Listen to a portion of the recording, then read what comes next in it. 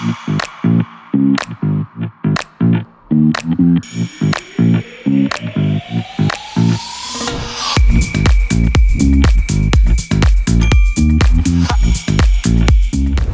Game cookie or just Dalgona cookie, both works fine.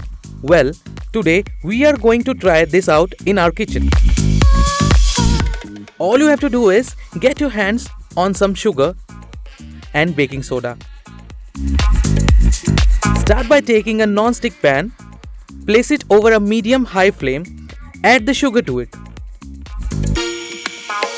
Let the sugar melt and caramelize it.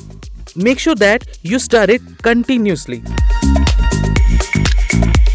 Once caramelized, add the baking soda to it. Stir it until the baking soda combines with the sugar and looks somewhat frothy. It's ready when the color of the concoction turns into the color of caramel coffee.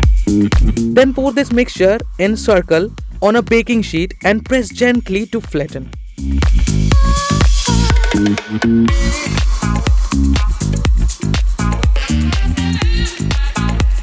While it's still a bit soft, gently press the cookie cutter in the middle of the cookie.